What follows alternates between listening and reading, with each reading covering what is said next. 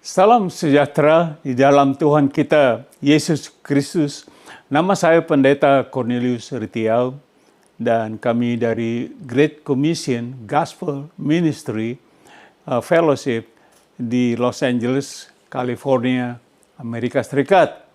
Sudah tahu pada hari ini kita akan belajar firman. Saya mulai dengan satu pertanyaan. Tahukah Anda apakah yang sungguh-sungguh dapat membuat manusia hidup di dunia ini dengan rasa damai sejahtera? Anda tahu?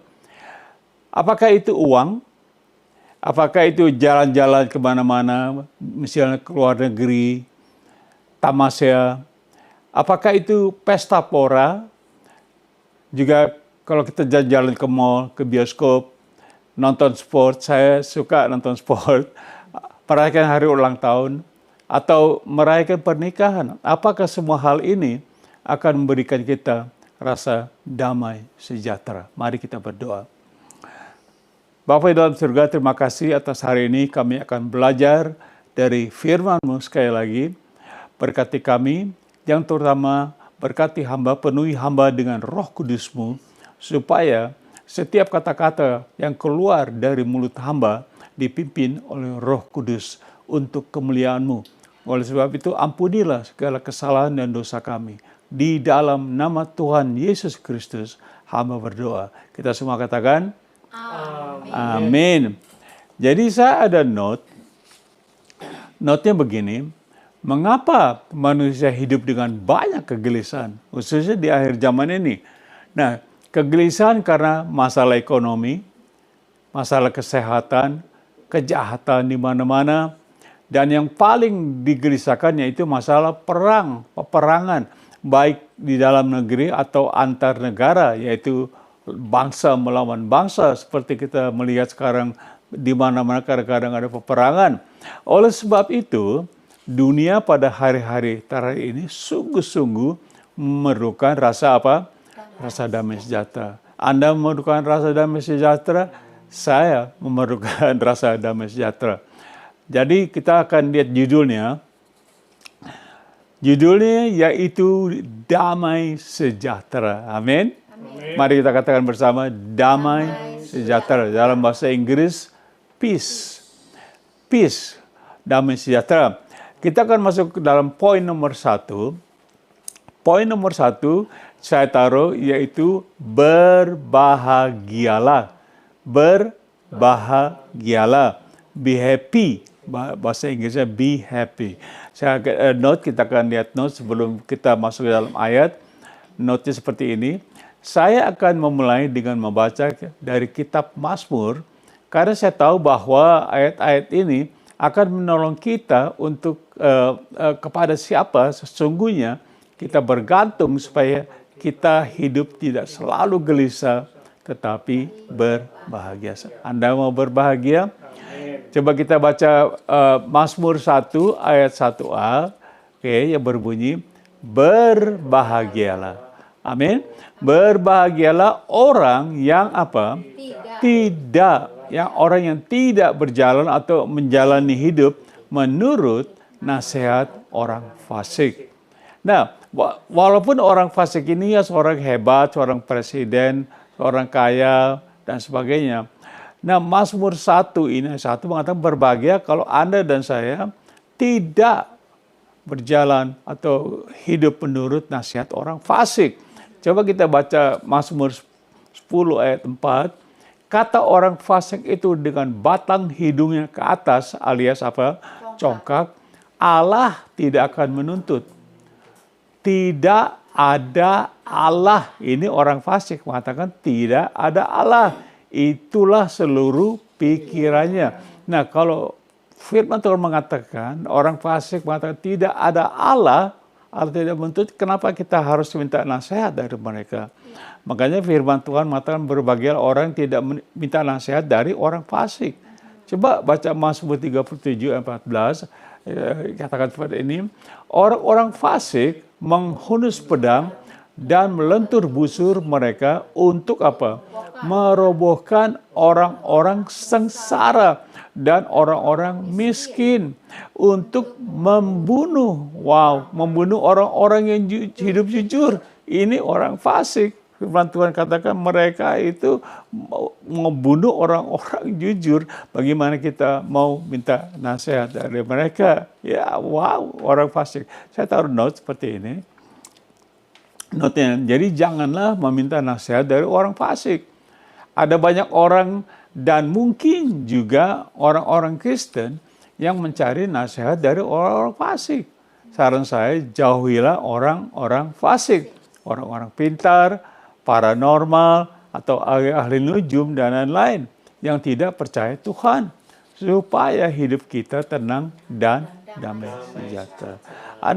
Kita lagi gelisah, lagi pusing, kita cari orang-orang ini, bukan cari-cari Tuhan atau konsultasi dengan hamba Tuhan, carinya orang-orang ini.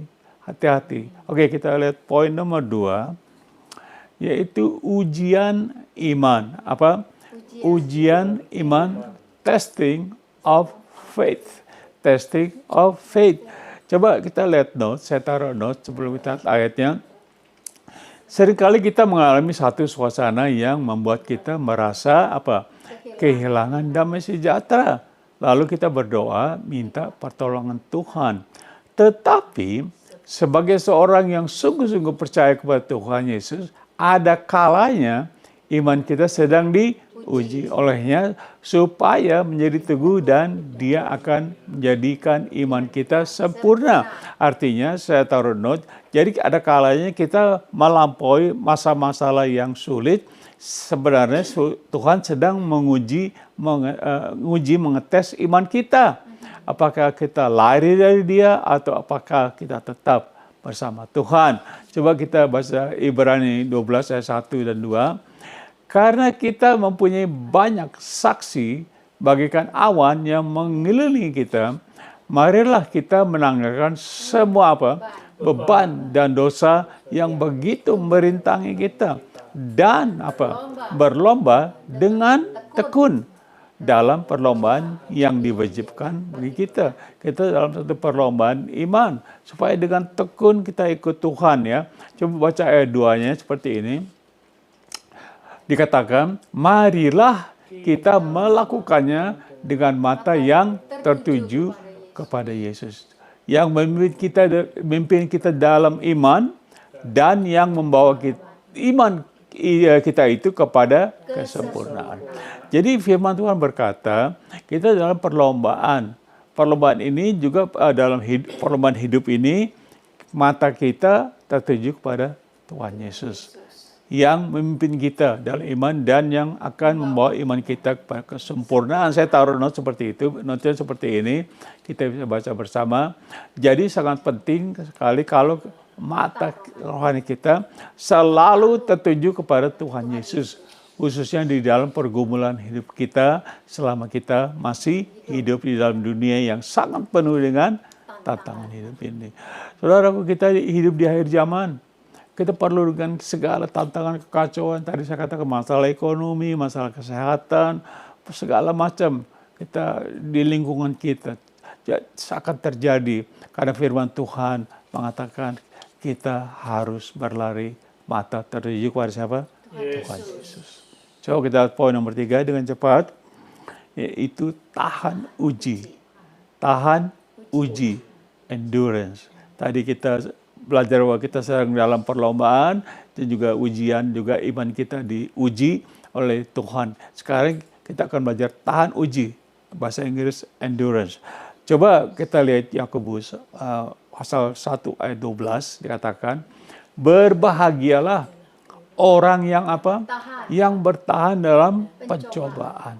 Sebab apabila ia sudah tahan uji, ia akan menerima mahkota kehidupan yang dijanjikan Allah kepada barang siapa yang mengasihi dia. Amin. Saudara bahagia, lagi dicoba, lagi dalam segala malapetaka yang kita lewati, kita harus tetap kita bertahan. dengan iman kita.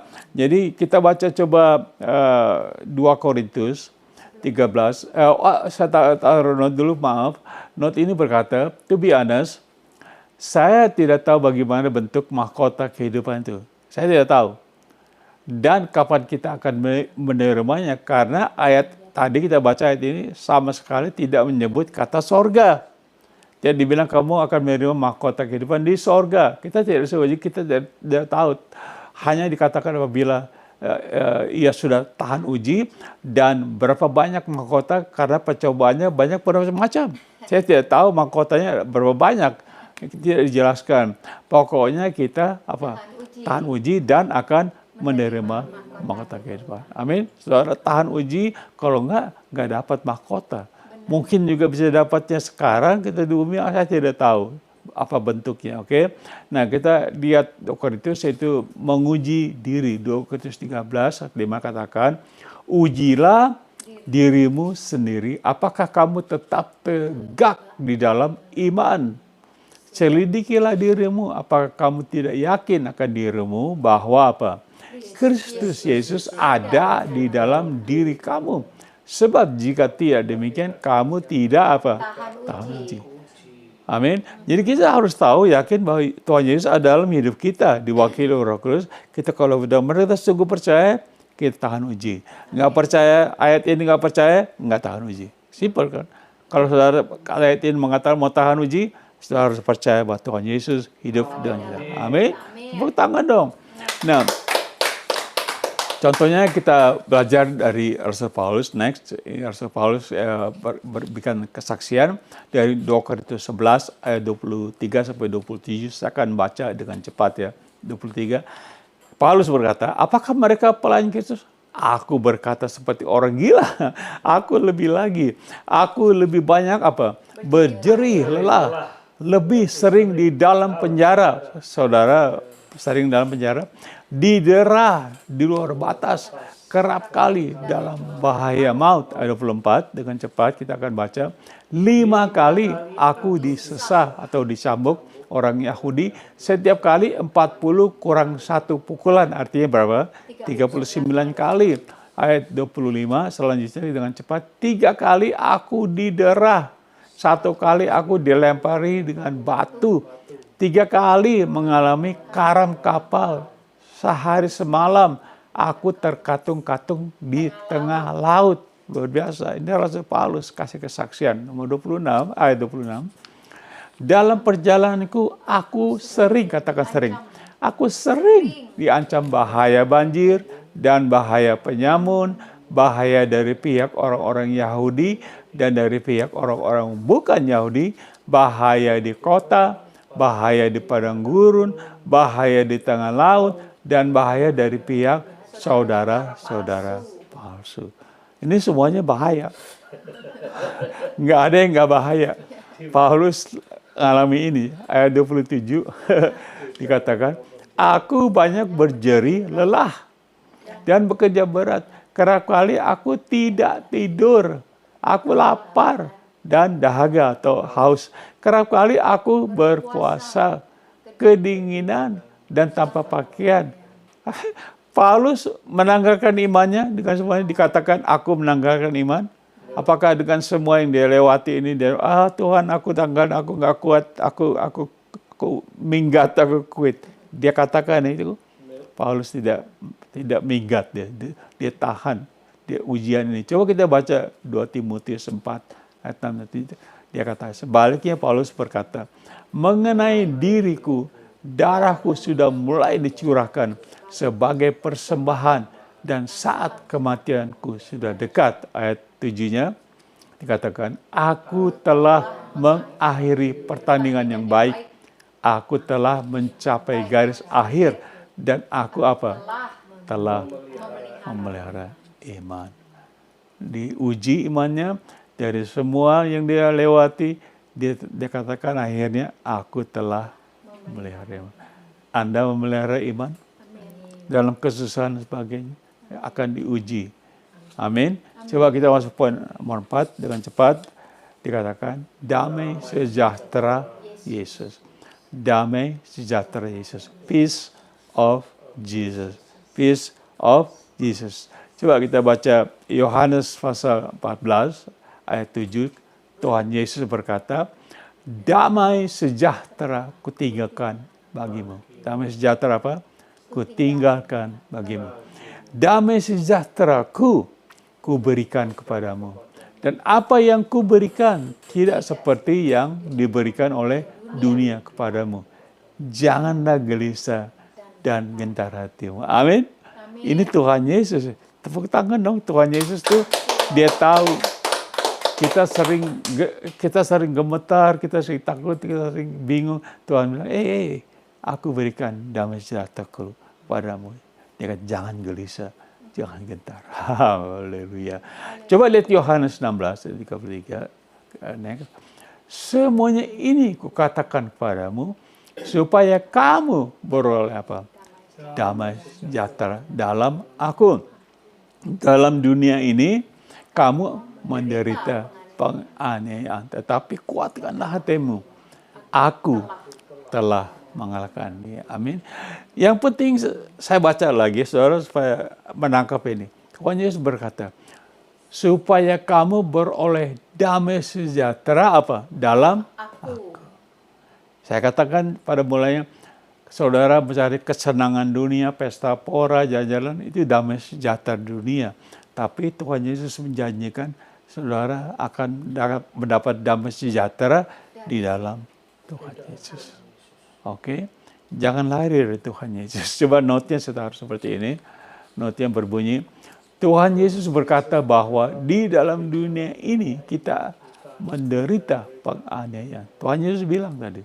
Tetapi janganlah kita hilang damai sejahtera dan mencari orang fasik untuk menolong kita. Melainkan percayalah kepada Tuhan Yesus yang telah mengalahkan dunia. Amin. Amin. Saudara percaya Tuhan Yesus. Amin. Saudara akan mendapat damai sejahtera. Kita masuk poin terakhir. Ini poin 5 terakhir. Yaitu Yesus Raja Damai. Siapa Raja Damai? Yesus Raja Damai.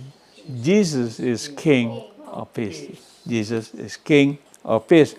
Coba kita baca kitab Yesaya pasal 9 ayat 6. Sebab seorang anak telah lahir untuk kita, seorang putra, yaitu siapa? Tuhan Yesus telah diberikan untuk kita. Lambang pemerintahan ada di atas bahunya. Dan namanya disebut orang Penasehat Ajaib, Allah yang perkasa, Bapa yang kekal, dan apa? Raja Damai. Jadi Tuhan Yesus diberikan, ini nubuatan tentang Tuhan Yesus akan lahir ya. Yesaya ini. Kayak 600 tahun. Dikasih tahu bahwa Yesus adalah siapa? Raja Damai. Coba kita lihat note-nya. Note-nya seperti ini. Tidak ada seorang pun di dunia ini yang disebut Raja Damai, kecuali Tuhan Yesus. Raja Damai di sini berarti bahwa Tuhan Yesus berkuasa atas gejolak apapun termasuk kehidupan kita. Contoh, dia bisa membuat danau yang bergejolak menjadi tenang, menjadi teduh sekali. Amin. Dia berkuasa. Coba baca Markus 4 dengan cepat. Kita baca 4:37 sampai 41. Lalu mengamuklah taufan yang sangat dahsyat dan ombak menyembur masuk ke dalam perahu sehingga perahu itu mulai penuh dengan air. Baca 38-nya, next-nya dengan cepat. Pada waktu itu Yesus sedang tidur di buritan di sebuah tilam, maka murid-muridnya membangunkan dia dan berkata kepadanya, Guru, kau tidak peduli kami binasa? Wah, dia ketakutan. 39. Terus Tuhan Yesus bangun. Ia pun, Tuhan Yesus bangun, menghardik angin itu dan berkata kepada danau itu. Nah, ini danau yang bergejolak ini. Danau lagi berbuir, lagi hampir membunuh murid takut ketakutan. Tuhan Yesus katakan apa kepada danau? Diam, tenanglah. Lalu apa? Angin itu reda dan danau itu menjadi teduh atau tenang kali. Wow. Ayat 40, kita baca. Lalu ia berkata kepada mereka murid-murid, mengapa kamu begitu takut? Mengapa kamu tidak percaya? Nah, kita sering dalam keadaan begini, betul? Kasih kita bingung, Tuhan Yesus tolong saya. Kamu nggak percaya saya? Dia tenangkan semua masalah. Tuhan Yesus tenang masalah kita. Tenang. Amin. Ayat 31-nya dikatakan seperti ini. Mereka menjadi sangat takut dan berkata kepada yang lain, siapa gerangan orang ini? Sehingga angin dan danau pun taat kepadanya. Wow. Luar biasa. Amin. Mari kita baca note-nya. Saya tulis note seperti ini. Murid-murid yang tadinya begitu takut dengan angin tofan yang sangat dahsyat, tetapi mereka menjadi sangat takut kepada Tuhan Yesus karena kuasa. Apakah Anda tahu siapakah gerangan orang ini? Siapakah Tuhan Yesus? Dan apakah Anda takut terhadap angin, gelombang hidup Anda? Jawabnya apa? Percayalah kepada Tuhan Yesus. Tuhan Yesus bilang, tenang, diam. Ada lagu dulu kita sering nyanyi, kita akan coba nyanyikan lagu ini, lagu yang seperti ini. Put your hand in the hand of the man who stilled the water. Put your hand in the hand of the man who calmed the sea. Take a look at yourself and you can look at others differently. Put your hand in the hand of the man from Galilee. Who is it? Jesus. Amin. Saya suka lagu ini. Coba saudara kita akan masuk kepada ringkasan. Ringkasan dari semua kita pelajari, yaitu judulnya apa? Damai sejahtera atau peace. Judulnya. Kita lihat poin nomor 1. Berbahagialah, be happy. Tidak menurut nasihat orang fasik, kita akan bahagia. Kita belajar. Not to follow the counsel of the wicked. Poin nomor 2, kita belajar tadi. Poin nomor ujian iman. Testing of faith. Kita berbahagialah orang yang bertahan dalam pencobaan. Be happy to endure temptation. Kita dicoba, kita berbahagia.